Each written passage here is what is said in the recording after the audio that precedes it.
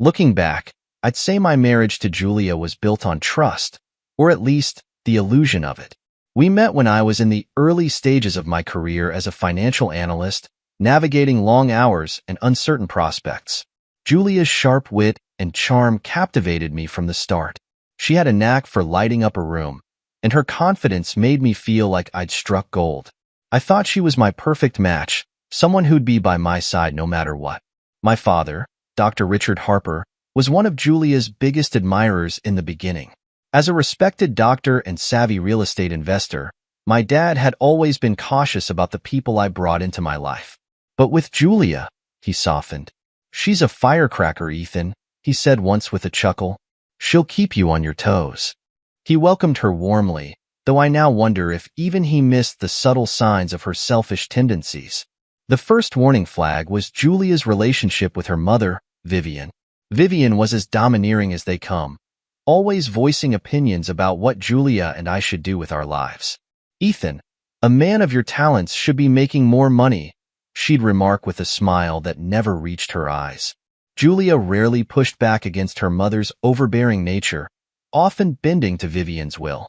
It was irritating, but I brushed it aside, chalking it up to family dynamics I couldn't fully understand. My father, however, didn't miss a beat. On more than one occasion, he gently pointed out Vivian's manipulative tendencies. "Be careful about how much influence you let her have," he warned. "You don't want anyone steering your life but you." At the time, I dismissed his concerns. I had no reason to believe Julia would let anyone interfere in our marriage, or so I thought. The early years of our relationship were filled with love, ambition, and the promise of a bright future. Julia had dreams of her own, though they often seemed fleeting, quickly replaced by something more glamorous or convenient. Meanwhile, I threw myself into my work, building the foundation of a career I could be proud of. We talked about starting a family, traveling the world, and making our own mark on life. It felt like we were a team, but there were moments, small, seemingly insignificant ones, that hinted at Julia's true priorities. A comment here, a dismissive look there. She had a way of making me feel like my best efforts were never quite enough. "We should be doing better by now," she'd say when she thought I wasn't working hard enough. "Other couples our age are already living their dream lives." Still, I loved her. I wanted to believe in the version of Julia who made me laugh until my stomach hurt, the woman who stood beside me at my father's birthday dinners, charming everyone with her stories. I didn't want to believe she could ever become someone I wouldn't recognize. My father's faith in me was a constant source of strength. He saw potential in me that I sometimes struggled to see in myself. We'd often sit on the porch of his lakefront property, his pride and joy, talking about everything from career moves to the importance of integrity. "Ethan," he'd say, "money can buy comfort, but it can't buy character. Remember that." At the time, I didn't realize how much those words would resonate in the years to come. When Julia and I got married, it felt like the start of something solid and enduring. But even the strongest foundations can crack when tested, and I didn't yet know the weight of the storm that was heading my way. It wasn't the obvious kind of betrayal, no shouting matches or public humiliations. It was the slow, insidious kind, creeping in quietly and embedding itself into the corners of our lives. My father's presence was a stabilizing force, grounding me whenever doubts began to creep in. But life has a way of testing you when you least expect it. I couldn't have imagined how much losing him would change everything, how it would bring to light truths I wasn't ready to face and force me to confront the reality of my marriage. For now, though, I held on to hope. Hope that Julia was the woman I thought she was. Hope that the life we were building together was as real as it seemed. But hope, as I would soon learn, is only as strong as the trust that sustains it. And trust, once broken, is almost impossible to rebuild. Losing my father was like losing the foundation beneath my feet. Dr. Richard Harper wasn't just my dad. He was my mentor, my anchor, and one of the few people who truly understood me. His sudden passing from a heart condition was a blow I hadn't prepared for. The man who always seemed larger than life, who guided me with wisdom and unwavering support, was gone in an instant. The days following his death were a blur of grief and numbness. The funeral was a somber affair, as expected. Friends, family, and colleagues came together to honor the life of a man who had touched so many. People shared stories about his kindness, his dedication to medicine, and his sharp mind for real estate investments. It was a bittersweet reminder of how much he'd accomplished and how much I still wanted to learn from him. Julia stood by my side during the service, her hand resting lightly on mine. At first, her presence felt comforting, but there was an absence in her eyes I couldn't ignore. She said all the right things, offered words of support, and greeted guests with a composed demeanor. Yet, something was off. I chalked it up to her way of coping. Grief affects everyone differently, after all. But as the days went on, her behavior became harder to dismiss. Vivian, Julia's mother, wasted no time inserting herself into the process of planning the funeral and managing the aftermath. "You shouldn't have to deal with this alone, Ethan," she said with a forced smile, taking it upon herself to arrange flowers, call caterers, and even coordinate seating. At first, I appreciated the help, overwhelmed by the weight of grief and logistics. But her involvement soon became suffocating. Every decision had to go through her, every conversation laced with subtle condescension. "You know, Richard would have wanted everything to look perfect," Vivian commented during one of our discussions. Her tone carried the implication that my judgment alone wouldn't suffice. Julia, as usual, didn't intervene. She nodded along, agreeing with her mother's every suggestion. The more Vivian inserted herself, the more I felt like an outsider in my own mourning process. The breaking point came during the reading of the eulogy. I had written something deeply personal, a tribute to the man who had shaped my life in countless ways. As I stood at the podium, Vivian whispered to Julia, who then whispered back, both of them oblivious to the gravity of the moment. Their lack of respect felt like a slap in the face, but I pushed through, determined to honor my father properly. After the funeral, as I sat alone in my father's study, the weight of his absence hit me like a tidal wave. His desk, cluttered with papers and books, still carried his scent, a mix of old leather and faint cologne. I ran my hand over the worn edges of the desk, longing for one more conversation, one more piece of advice. I knew I had to step up, not just for myself but for Mason, my son, who was too young to understand the loss. Julia, however, seemed preoccupied with other things. She rarely mentioned my father after the funeral, and her support felt increasingly performative. Vivian, on the other hand, began making comments that bordered on intrusive. "It's a shame Richard didn't leave a will directly in Julia's name," she remarked one evening, her tone casual but loaded with meaning. "You two could have done so much with that inheritance." The inheritance. I hadn't even thought about it yet. My focus had been on mourning my father, not on what he'd left behind. But Vivian's words planted a seed of suspicion in my mind. Was that what all this was about? Were Julia and Vivian more concerned with the money than the man we'd lost? Despite my grief, I decided to stay vigilant. My father had always been meticulous with his finances, and I trusted that his wishes would be carried out properly. But the undercurrent of greed emanating from Vivian and Julia made me uneasy. For the first time, I began to question whether my marriage was built on the solid foundation I had once believed. I didn't want to jump to conclusions. I wanted to believe that Julia was still the woman I fell in love with, that her indifference was a byproduct of grief, not something more sinister.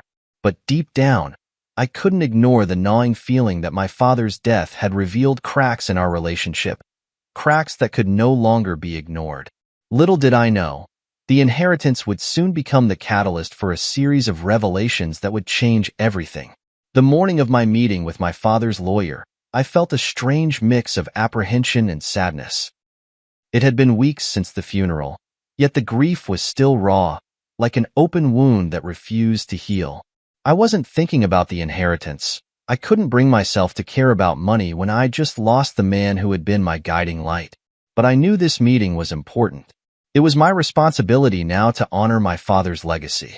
The lawyer's office was quiet and unassuming, a stark contrast to the weight of the discussion we were about to have. Mr. Lawson, my father's longtime legal advisor, greeted me with a firm handshake and a look of sympathy. "Your father was a great man, Ethan," he said as we sat down. "He planned everything meticulously, as you'd expect." He opened a leather-bound folder and began explaining the terms of the will. My father had left me $2 million and his cherished lakefront property, a sprawling estate that had been in our family for generations. The house had always been more than just a property. It was a symbol of my father's hard work, a place where he'd poured his heart and soul into creating something beautiful. Hearing that it was now mine filled me with equal parts pride and sorrow. I don't need to tell you how much this place meant to your father, Mr. Lawson continued, his tone thoughtful. He made it clear that this inheritance wasn't just about money. It was about preserving the values he held dear. He trusted you to carry that forward. I nodded, barely able to speak. The weight of the responsibility was overwhelming, but I knew I had to rise to the occasion. This wasn't just about me. It was about Mason, my young son, and the future we were building together. I wanted him to grow up understanding the importance of family, integrity, and hard work, values my father had instilled in me. As I drove home, I decided to keep the details of the inheritance private, at least for now. I needed time to process everything, to figure out how to honor my father's wishes in a way that felt meaningful. But when I walked through the door and saw Julia sitting on the couch, scrolling through her phone with an air of indifference, I hesitated. Should I tell her? Would she understand the significance of what my father had entrusted to me? Before I could make up my mind, Julia looked up and asked, "How'd the meeting go?" Her tone was casual, almost dismissive, as if she were asking about a trip to the grocery store. "It went fine," I replied, keeping my answer vague. "Just some formalities to sort through." She nodded, already losing interest, and returned to her phone. I couldn't help but feel a pang of disappointment. This was the woman I'd shared my life with, yet in that moment, she felt like a stranger. Her lack of curiosity about my father's legacy, about what this inheritance meant for our family, spoke volumes. That night, as I lay in bed staring at the ceiling, I couldn't shake the feeling that something was off. Julia had always been ambitious, but lately, her focus seemed to shift in ways I couldn't quite put my finger on. She spent more time with her mother, Vivian, who had a knack for sowing seeds of discontent. "You deserve more," Vivian had told Julia countless times. "Don't let anyone hold you back." I wanted to believe that Julia wasn't influenced by her mother's manipulative tendencies, but doubt was beginning to creep in. The next day, I overheard Julia on the phone with Vivian. "He had the meeting yesterday," she said, her voice low but eager. "I don't know the details yet, but it's probably a lot. We'll figure it out." Something inside me twisted. This wasn't a conversation about grief or honoring my father's memory. This was about money, my father's money, and what they thought they could do with it. I stayed silent, not wanting to tip my hand just yet. If they were making plans, I needed to know exactly what they were. As the days went on, I started to notice more subtle signs. Vivian visited more often, always bringing up the inheritance in roundabout ways. "Richard was such a smart man," she'd say. "He must have left you and Julia in a great position. I bet you're both set for life." Julia, meanwhile, grew increasingly aloof, as if she were waiting for something monumental to happen. She began talking about extravagant vacations, home renovations, and designer purchases, all things we'd never prioritized before. It was as if she were already spending money she didn't even have. I wanted to believe that Julia's intentions weren't malicious, that she was simply excited about the possibilities. But deep down, I knew there was more to the story. My father's inheritance wasn't just a gift, it was a test of character, of loyalty, and of whether the people around me truly valued what mattered most. Little did Julia and Vivian know, they were about to fail that test spectacularly. The more time passed, the clearer their intentions became. Julia and Vivian weren't mourning my father's death or reflecting on his legacy. They were circling the inheritance like vultures, eagerly anticipating their windfall. It was as though they believed they had already secured control over the assets, their entitlement overshadowing any semblance of respect or empathy. One evening, I came home later than usual. Mason was already asleep, his small body curled under a blanket, blissfully unaware of the tension building in our home. As I entered the living room, I heard Julia's laughter. It wasn't her usual warm, genuine laugh. It was something sharper, more hollow. She was on the phone, her voice carrying an edge of arrogance. "You should see the lake house, Mom. It's a gold mine. I've already started thinking about how we can renovate it. Maybe turn it into an Airbnb or a wedding venue. Something that actually makes money," she said, her tone dismissive, as though the house my father cherished was nothing more than a business venture. Her words hit me like a punch to the gut, but I stayed hidden in the shadows, listening. Vivian's voice came through the phone, loud and condescending. "Exactly. That old property is wasted on him. Ethan doesn't have the vision for something like this. But you, Julia, you could turn it into something extraordinary. That's what Richard would have wanted." I clenched my fists, fighting back the urge to storm into the room and confront them right then and there. Instead, I leaned against the wall, forcing myself to stay calm. This wasn't just a casual conversation. They were plotting. Julia and her mother had decided to turn my father's legacy into their personal project, completely disregarding the sentimental value it held for me and Mason. "We'll share the $2 million with Mom, LOL, Julia added, her laugh echoing through the house. "It's our ticket to a new life." I quietly slipped out of the room before they noticed me. As I stood in the kitchen, gripping the edge of the counter, a mix of anger and disbelief coursed through me. This wasn't the Julia I thought I knew. Or maybe it was, and I had been too blind to see it all along. Their greed wasn't just an insult to me. It was an insult to my father, the man who had trusted me to honor his memory and protect what he had built. That night, I couldn't sleep. Julia climbed into bed later, her demeanor cheerful and smug. "You were quiet tonight," she said, her voice light. "Everything okay?" I forced a smile, pretending to be distracted by work. "Just a lot on my mind," I replied. She didn't press further, too absorbed in her own delusions to notice the growing distance between us. The next day, I contacted Clara, an old friend who worked in real estate law. I needed someone I could trust to help me navigate this situation without tipping off Julia and Vivian. Clara had known my father well and shared my respect for his legacy. When I told her what was happening, she didn't hide her disgust.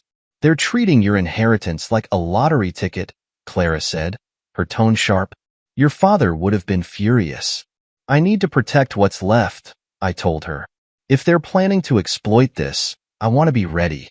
Over the next few days, Clara helped me dig into the legal documents surrounding the inheritance. She confirmed what I had suspected. Julia had no legal claim to the assets unless I granted her access. The house and the money were mine to manage, with explicit instructions from my father to preserve them for Mason's future. This wasn't just an inheritance. It was a trust built on principles of responsibility and respect. As Julia and Vivian continued their schemes, I stayed quiet, watching and waiting. They thought they had outsmarted me, that I was too passive or naive to notice what was happening. But I wasn't the same man I'd been when I first married Julia. My father's death had changed me, sharpening my resolve and forcing me to see people for who they truly were. One evening, Julia brought up the lake house again over dinner. "We should host a housewarming party," she suggested, her eyes sparkling with excitement. "Invite some investors. Mom says she knows a few people who'd be interested in partnering on renovations." I looked at her, my expression unreadable. "That sounds ambitious," I said, choosing my words carefully. "Have you thought about how much work something like that would take?" "Oh, don't worry," she said with a wave of her hand. "Mom and I have it all figured out. You just need to say yes." I smiled faintly, nodding. "I'll think about it." As she and Vivian celebrated their brilliant plans, I quietly prepared for the moment when their fantasy would come crashing down. The house, the inheritance, the legacy. It wasn't theirs to take. And soon, they would learn the hard way just how much they had underestimated me. The more I observed Julia and Vivian, the clearer their game became. They weren't just hoping for a piece of the inheritance. They were planning a hostile takeover. Every conversation, every action, every smug glance was steeped in entitlement. They had convinced themselves that my father's legacy was theirs to control, as if my role was simply to hand it over without question. But they had no idea I was steps ahead of them. After my conversation with Clara, I felt a renewed sense of control. I began preparing quietly, making sure every move was calculated. Clara worked tirelessly to ensure all legal documents surrounding the inheritance were in order. The lake house, the $2 million, every asset my father left behind was protected by ironclad clauses that left no room for manipulation. Julia and Vivian might have had grand plans, but those plans were built on a foundation of ignorance. Meanwhile, I played the part of the oblivious husband. When Julia mentioned her latest ideas for renovating the lake house, I nodded along, feigning interest. That sounds exciting, I'd say. Or, I'm sure you and your mom will make it beautiful. Every time I indulged her fantasies, I saw her confidence grow. She believed she was winning, that I was too naive or passive to push back. Vivian, emboldened by my silence, became even bolder. She started calling contractors, requesting quotes for extensive renovations.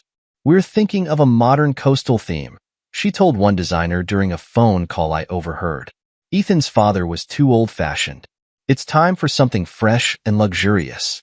Fresh and luxurious. Her words echoed in my mind as I sat in my father's old study, surrounded by his books and photographs. This house wasn't just a building. It was a reflection of his values, his hard work, his life. The idea of Vivian bulldozing it into a soulless monument to her vanity was infuriating. But instead of lashing out, I channeled that anger into focus. One evening, while Julia and Vivian were out at dinner, I took the opportunity to visit the lake house. Standing in the quiet, empty rooms, I felt my father's presence more strongly than ever.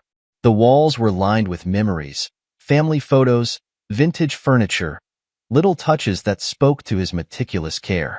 It was clear why he had chosen to protect this place so fiercely in his will. As I walked through the house, I found myself in the study. An old wooden desk stood against the wall, its surface worn from years of use. I opened the drawers, sifting through papers and notebooks, hoping to find something that might help me navigate this situation. That's when I stumbled upon a small, leather-bound journal. Inside, my father had written about his thoughts on legacy, family, and integrity. One passage stood out: people will always show their true colors when money is involved. Protect what matters, Ethan. Don't let greed overshadow what's right. I closed the journal, feeling a sense of clarity wash over me. My father had known this day might come, and he had left me the tools to handle it. When Julia and Vivian returned home that night, I greeted them with a calm smile. "How was dinner?" I asked, keeping my tone casual. "It was lovely," Vivian replied, her voice dripping with faux sweetness. "We discussed a few ideas for the lake house. You're going to love what we have planned." I nodded. "I can't wait to hear more," I said, hiding my amusement. They had no idea what was coming. The next morning, I made a call to the property manager overseeing the lake house. I informed him that no contractors, designers, or surveyors were to access the property without my explicit permission.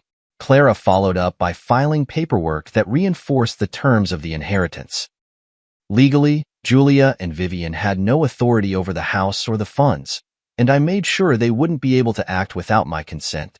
Later that week, Julia mentioned wanting to host a party at the lake house to showcase their vision for the renovations. I agreed with a smile, knowing full well that her plans were about to fall apart. "Sure," I said. "Let's make it a big event." The party was set for the following Saturday, and Julia spent the week bragging to her friends about the house and the money she believed she controlled. She and Vivian acted like they were already living the life they dreamed of, completely unaware that their delusions were on borrowed time. As the date approached, I finalized the setup. Clara and I ensured that all necessary legal documents were ready for the reveal. This wasn't just about protecting the inheritance. It was about showing Julia and Vivian that their greed and entitlement had consequences. They thought they could manipulate me, but they were about to learn a harsh lesson.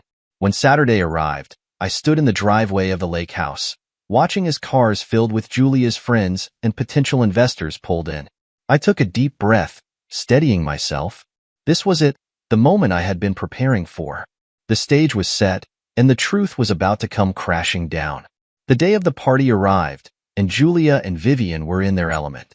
The lake house buzzed with activity as caterers set up tables and trays of hors d'oeuvres, while Julia barked orders about floral arrangements and lighting. Vivian floated around with a glass of champagne in hand, her laugh echoing through the house like a triumphant anthem. They were convinced this was their big moment, the unveiling of their imagined empire. I stood near the edge of the room, watching them work the crowd. Julia was radiant, dressed in a sleek gown that screamed extravagance. Vivian was no different, flaunting jewelry that she had likely bought on credit, betting on a future she assumed was secure. Guests mingled, sipping cocktails and complimenting the hosts on their taste and vision. From my vantage point, I could see everything: the forced smiles, the veiled arrogance, and most importantly, the cracks forming beneath the surface of their delusion. It was almost surreal. Julia and Vivian had built a house of cards, and the slightest breeze of reality would send it tumbling.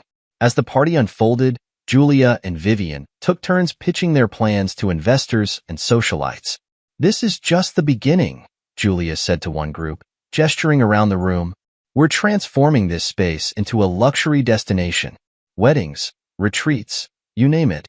Vivian chimed in, her voice dripping with false humility. "Of course, none of this would be possible without my daughter's vision. She's always been the creative one in the family."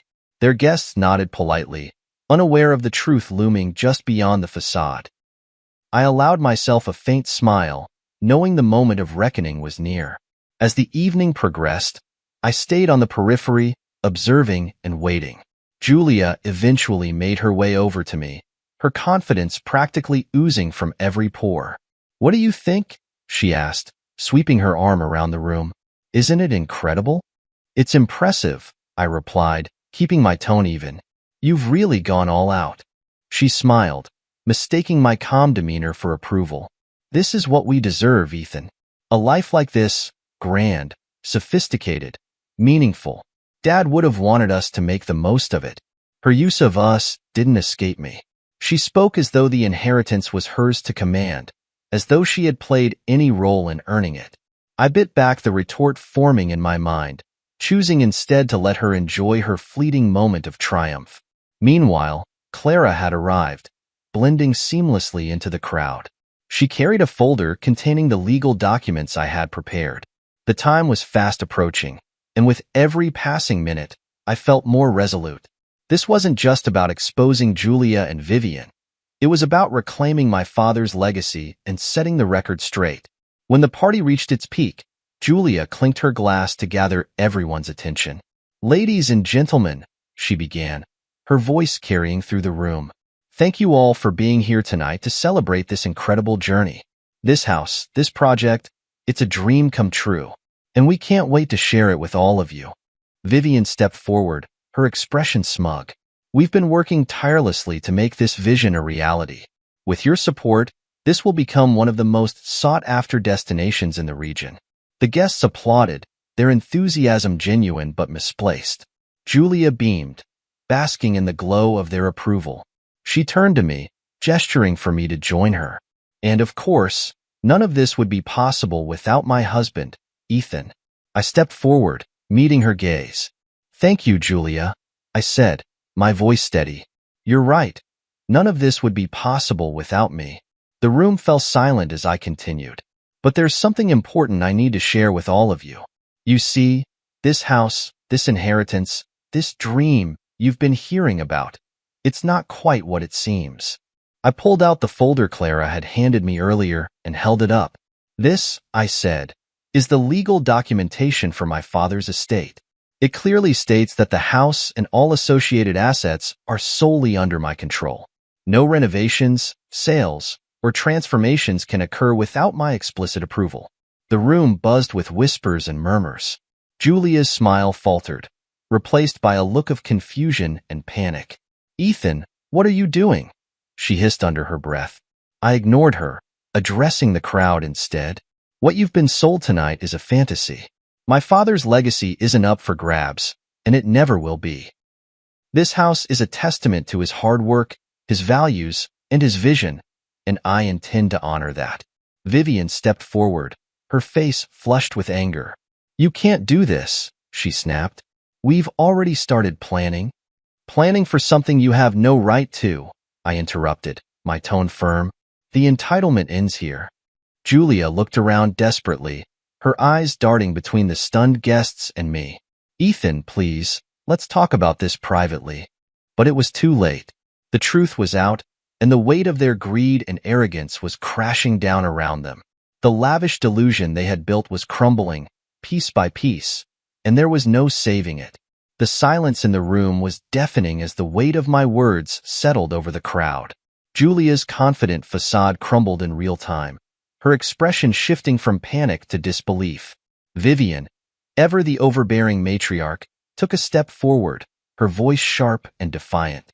"This is outrageous," she barked. "You think you can just humiliate us like this?" I met her gaze, my calm demeanor unwavering. "No, Vivian. I think you and Julia humiliated yourselves. I'm simply setting the record straight." The crowd, initially stunned, began to murmur. Whispers of shock and curiosity filled the room as guests exchanged incredulous glances. Clara, standing at the edge of the gathering, stepped forward and handed me the full legal documentation. I raised it for everyone to see. "This," I began, addressing the room with measured precision, "is the official will and testament of Dr. Richard Harper. It outlines the terms of his estate, including this house and the associated inheritance. My father, being the prudent and wise man that he was, anticipated situations like this." I opened the folder, my voice steady as I read directly from the will. "The assets of my estate, including but not limited to the Harper Lake house and the financial inheritance, shall be managed solely by my son, Ethan Harper. Under no circumstances are spouses, in-laws, or non-family entities permitted access or control." Julia's face turned ashen, and Vivian visibly bristled. The guests, now hanging on every word, turned their attention to them. It was clear to everyone that their grandiose plans were built on a foundation of lies and entitlement. Vivian tried to interject, her voice shrill. "This is preposterous. Richard would have wanted Julia to share in the inheritance. She's his daughter-in-law." I raised an eyebrow, my voice firm but measured. "You mean the same Julia who laughed about turning his beloved home into a money-making venture? The same Julia who, along with you, spent weeks planning how to siphon the inheritance for personal gain? My father valued integrity, respect, and family.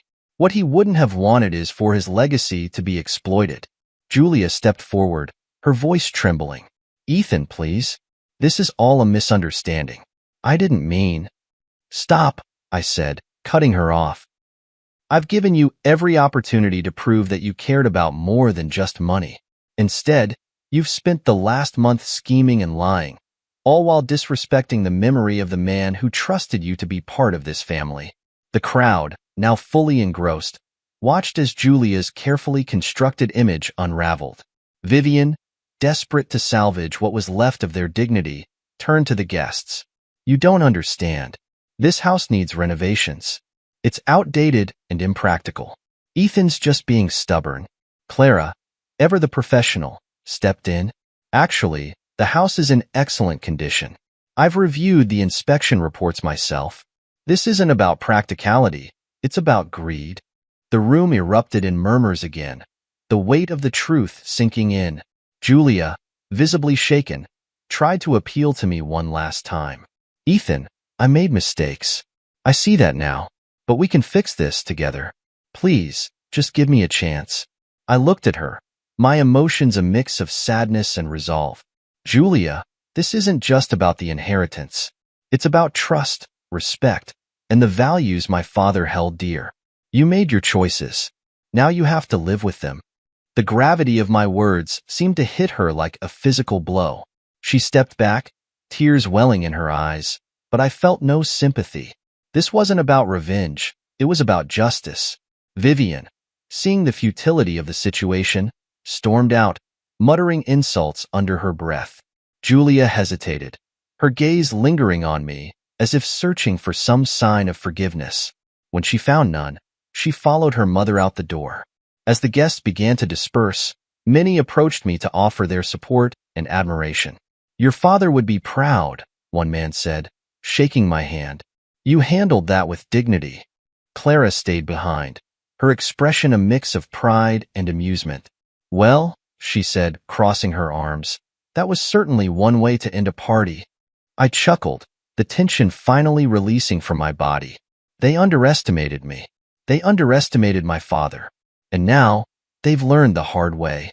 As I looked around the room, the same room they had tried to claim as their own, I felt a sense of clarity. This house wasn't just brick and mortar. It was a symbol of resilience, integrity, and the legacy my father had entrusted to me. I had honored his memory by standing my ground, and for the first time since his passing, I felt at peace. In the days following the disastrous party, the fallout from Julia and Vivian's actions began to take shape. News of the event spread quickly among our social circles, thanks to a handful of guests who couldn't resist sharing the juicy details. Julia and Vivian, who had once paraded themselves as the epitome of sophistication, found their reputations in tatters. Vivian, always the image of poise and control, was now painted as a manipulative schemer. Her attempts to maintain her public persona faltered under the weight of whispers and side-eyes from former friends and acquaintances. Invitations to her usual high society gatherings stopped arriving, and the calls from her inner circle grew noticeably sparse. As for Julia, the collapse of her carefully curated facade hit her even harder.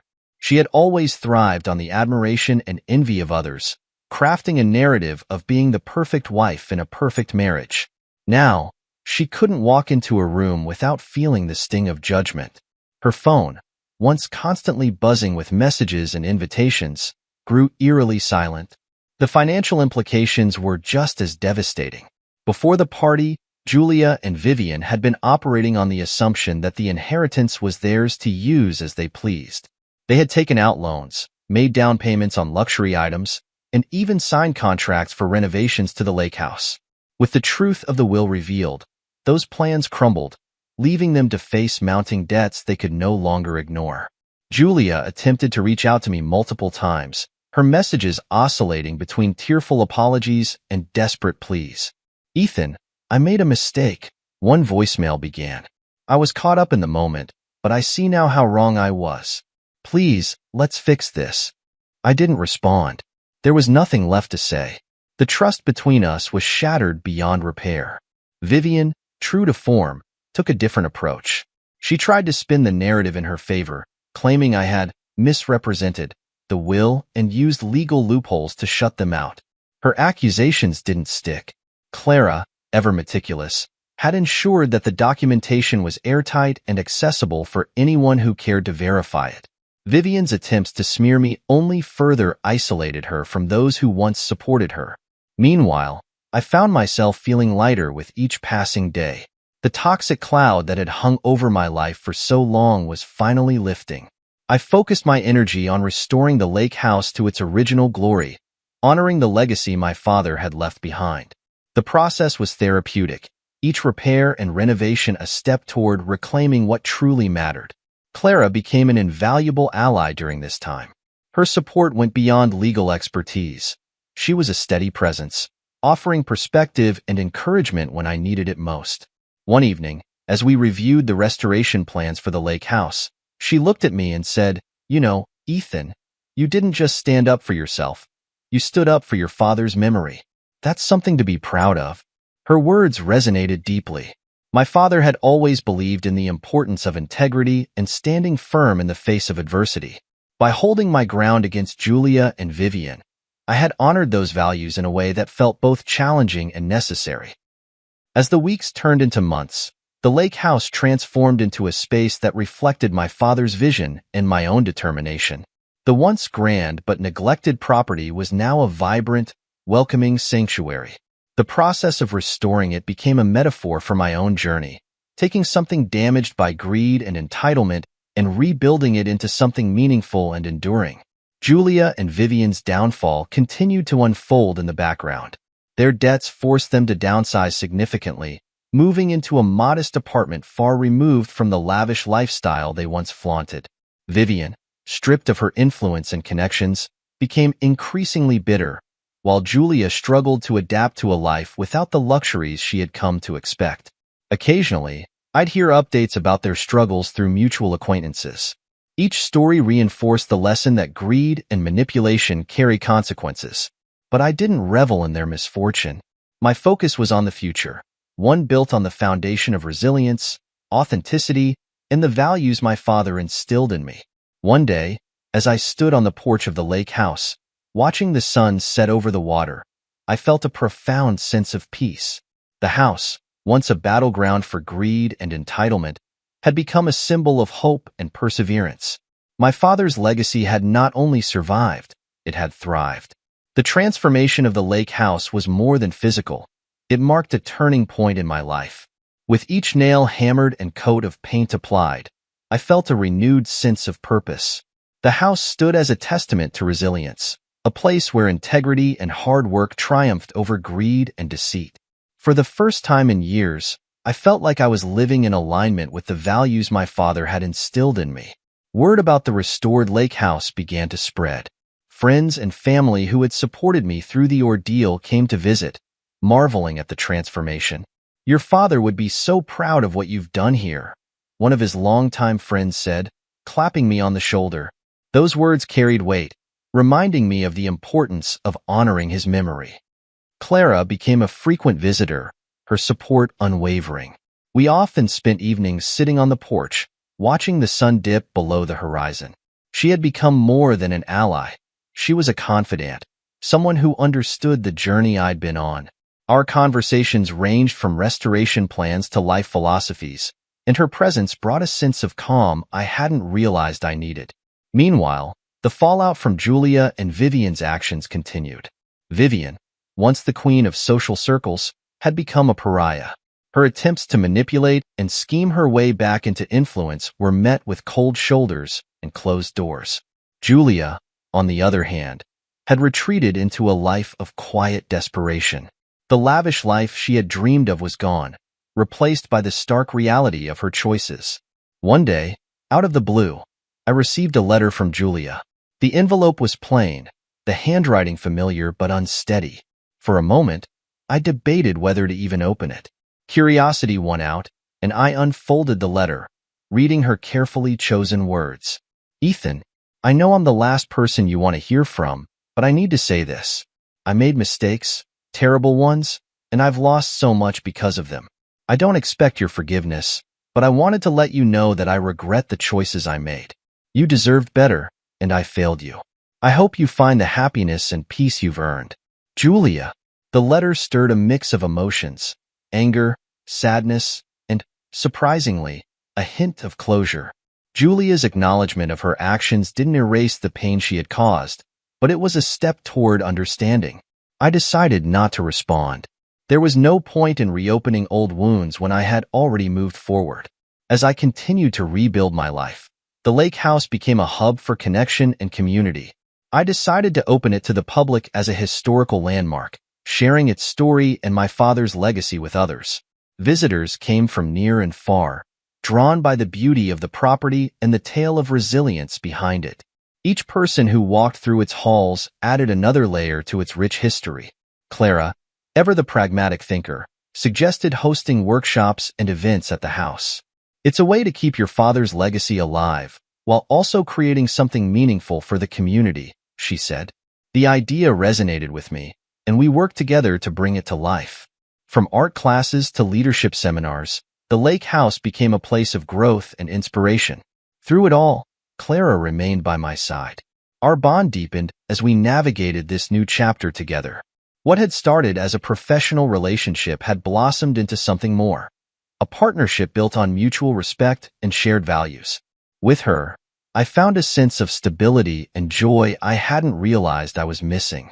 Looking back, the journey from betrayal to renewal had been arduous, but it had shaped me in ways I couldn't have imagined.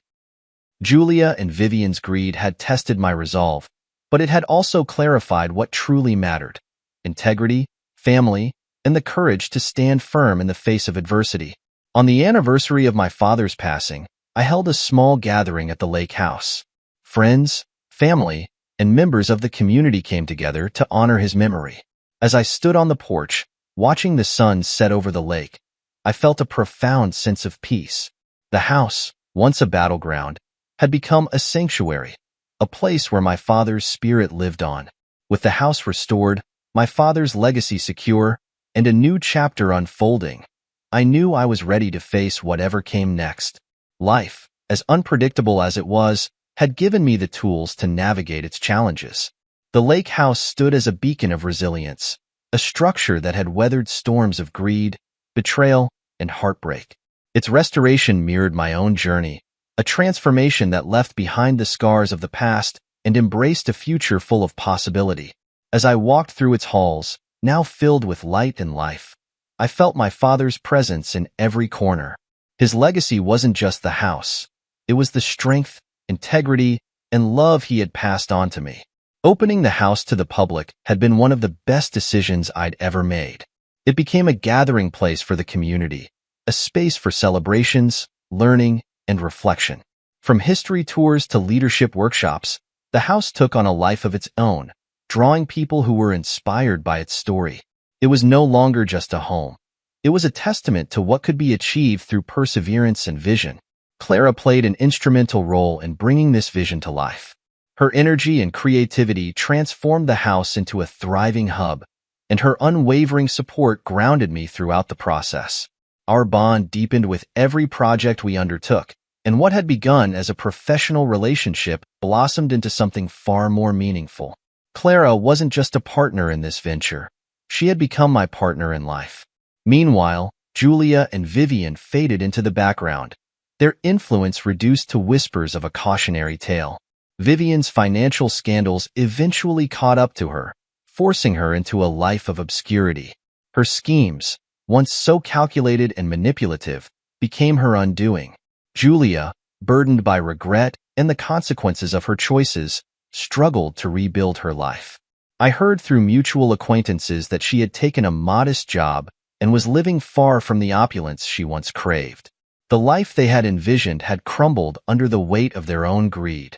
For me, the experience served as a powerful reminder of my father's wisdom and foresight. His decision to safeguard the inheritance wasn't just about protecting the estate. It was about ensuring that his values endured. He had placed his trust in me, and I had honored that trust by standing firm and making decisions that reflected his principles. On a quiet evening, as the last rays of sunlight danced across the lake, I found myself sitting on the porch with Clara. The air was filled with the sound of laughter from a group of children playing on the lawn, their joy a stark contrast to the chaos that had once engulfed this place. Clara handed me a glass of wine, her smile warm and reassuring. "You've done something incredible here, Ethan," she said, her voice filled with admiration. "Your father would be so proud." I looked out at the water, its surface shimmering like gold. "It wasn't easy," I admitted, "but it was worth it. This house, this legacy, it's more than just bricks and mortar. It's a reminder of what really matters: integrity, family, and the courage to stand up for what you believe in." Clara nodded, her hand resting gently on mine. "And you've embodied all of that. You didn't just preserve your father's legacy, you created one of your own." Her words stayed with me long after the sun had set. Life had thrown its challenges my way, but I had emerged stronger, wiser, and more determined than ever to live authentically. The pain of betrayal had been a crucible, shaping me into someone who could rise above the past and forge a future filled with hope and purpose. The lake house continued to thrive, its halls echoing with the sounds of laughter, learning, and connection. It stood as a monument to resilience and the enduring power of love and integrity. And as I walked its grounds, I felt a profound sense of gratitude for the lessons learned, the bonds formed, and the life I had built. In the end, the lake house wasn't just my father's legacy. It was mine too. A legacy of standing firm, of honoring the past while embracing the future, and of finding peace in the knowledge that some things are worth fighting for. And as the stars began to twinkle in the night sky, I knew that both my father and I had left a mark that would endure for generations to come.